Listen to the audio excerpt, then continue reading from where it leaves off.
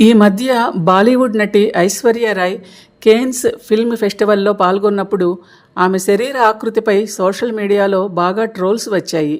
ఐశ్వర్య రాయ్కి తన శరీరం పైన శ్రద్ధ లేదని, ఆమె వయసున్న ఇతర తారలు కొందరు చాలా సన్నగా నాజూగ్గా ఉంటూ తమ అందాన్ని కాపాడుకుంటున్నారనేది ఆ ట్రోల్స్ సారాంశం. ఇది చాలా విచారించదగిన విషయం.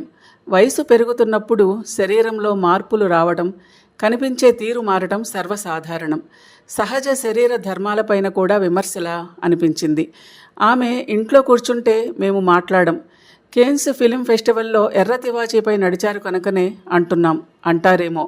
అయితే 50 ఏళ్ల వయసు దాటగానే, కాస్త శరీరం బరువెక్కగానే ఆమె హఠాత్తుగా ఐశ్వర్యరాయ్ కాకుండా పోదు కదా.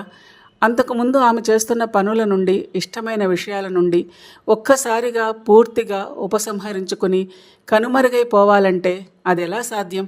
ఎంత బాధాకరం! స్త్రీలకు సమాన హక్కులు వచ్చేశాయి అని మనం చాలా సందర్భాల్లో మాట్లాడుకుంటున్నాం. కానీ ఇలాంటివి చూశాక ఎన్నో ప్రశ్నలు మన ముందుకు వచ్చేస్తాయి. ఇంతకుముందు గడప దాటొద్దనేవారు. ఇప్పుడు అలాంటి అంతకంటే సంకుచిత చట్రంలోనే ఆడవాళ్లు ఉంటున్నారు. ఇప్పటి అమ్మాయిలు తల నుండి కాలిగోటి వరకు ఒకేలా కనిపిస్తున్నారు. అందరూ ఒకేలా తల వెరబోసుకుని తీరాలి. ఇక్కడ ఒక్క మనవి, ఇందుకు నేను వ్యతిరేకం కాదు.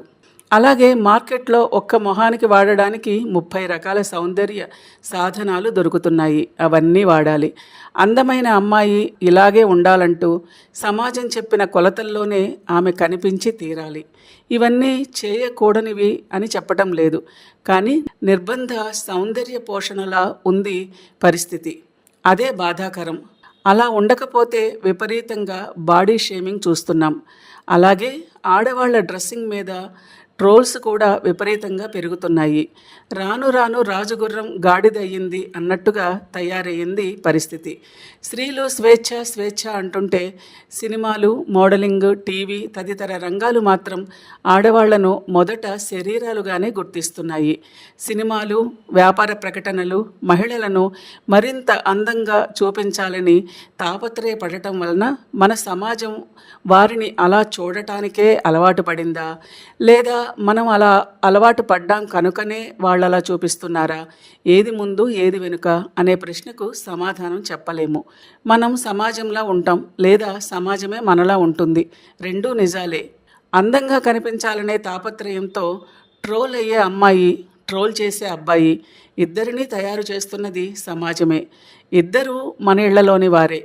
ఆడవాళ్ళు ఎక్కడ ఎవరు ఎలా కనిపించినా, అందుకు కారణాలు ఏమైనా మీరు వారు బాధపడేలా విమర్శలు చేయకూడదు అని ఎప్పుడైనా ఏ తల్లైనా, తండ్రైనా, ఏ కొడుకైనా చెబుతున్నారా?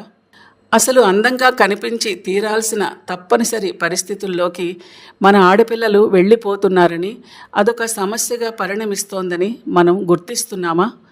నేనేమిటి, నేనేం చేయగలను కంటే నేను ఎలా ఉన్నానో, ఎలా కనబడుతున్నానో అనేవి మొదటి ప్రయారిటీలుగా మన పిల్లలకు మారిపోతున్నాయన్న విషయం కూడా మనం గుర్తించాలి. ఈ మధ్య ఒక పాడ్కాస్ట్లో ఒక కాస్మెటిక్ గైనకాలజిస్ట్ చెబుతున్న మాటలు వింటే ఆశ్చర్యం వేసింది. అమ్మాయిలు తమ శరీరం పట్ల అంతగా యాక్సెప్టెన్స్ లేని స్థితికి చేరుతున్నారా అని బాధగా, భయంగా కూడా అనిపించింది. సోషల్ మీడియాలో ఒక అమ్మాయి బాడీ షేమింగ్కి, ట్రోల్స్కి గురైతే మన ఇంట్లో ఉన్న అదే వయసున్న అమ్మాయి తాను కనిపించే తీరు పట్ల మరింత కాన్షియస్ అవుతుంది, మరింత యాంగ్జైటీకి గురవుతుంది. మన ఆలోచనల్లో మార్పు వస్తే కానీ మన నుండి వస్తున్న ట్రోల్స్ ఆగవు. ముఖ్యంగా స్త్రీలను శరీరాలుగా కాకుండా వ్యక్తులుగా గుర్తించడం మనం అలవాటు చేసుకోవాలి. ఈ విషయంలో మనం మరో కోణం కూడా గమనించాలి. ఆడవారి విషయంలోనే కాదు, మగవారి శరీరాల విషయంలో కూడా ఎలా కనిపిస్తున్నారు అనేది అత్యంత ప్రాధాన్యత కలిగిన విషయంగా మారిపోయింది. అందుకే ఇప్పుడు జిమ్లు, బాడీ బిల్డింగులు పెరిగిపోతున్నాయి. ఇది కూడా గుర్తించాల్సిన పరిణామమే. ఐశ్వర్య రాయ్ లావయ్యారా, సన్నబడ్డారా అనే విషయాన్ని మగవారితో పాటు ఆడవాళ్లు సైతం ఆసక్తిగా గమనించే సమాజంలో ఉన్నాం. స్త్రీలు అందమే ప్రధానంగా బ్రతకటం సినిమాలకు, సౌందర్య సాధనాల మార్కెట్కి, ఫ్యాషన్ ప్రపంచానికి చాలా అవసరం. కొన్ని రకాల కార్పొరేట్ సంస్థలు సైతం అందమైన అమ్మాయిలకు మొదటి ప్రాధాన్యతని ఇస్తుంటాయి. తమ అందం వల్లనే తమకు అవకాశాలు, గుర్తింపు వస్తున్నప్పుడు అమ్మాయిలు కూడా తమ అందానికే మొదటి ప్రాధాన్యతనివ్వటం తప్పనిసరి అయిపోయింది. ఇంకా చెప్పాలంటే ఎలా కనిపిస్తున్నాం అనే విషయంలో ఇంతకు ముందు తరాల మహిళలే స్వతంత్రులు. ఇప్పటి తరం వారికి అలాంటి స్వతంత్రత లేదు. వాళ్ళు సినిమాల్లో, సోషల్ మీడియాలో, ప్రకటనల్లో కనబడుతున్న సెలబ్రిటీల్లా అందంగా, నాజుగ్గా కనిపించే ప్రయత్నం చేయాల్సిందే. అలాంటి కనిపించని కత్తి ఒకటి వారి మెడ మీద వేలాడుతూనే ఉంటోంది. మీరు ఒక విచిత్రం గమనించారా? ఇంతకు ముందు రోజుల్లో అవినీతి, లంచగొండితనం, వరకట్నం, బంధుప్రీతి లాంటివి సామాజిక వ్యతిరేక విషయాలుగా విమర్శలకు గురయ్యేవి. అవే మన జీవన్మరణ సమస్యలుగా ఉండేవి. కానీ ఇప్పుడు వాటన్నింటినీ మనం బాగానే యాక్సెప్ట్ చేస్తున్నాం. సమాజం అలాగే ఉందిలే అని సరిపెట్టుకుంటున్నాం.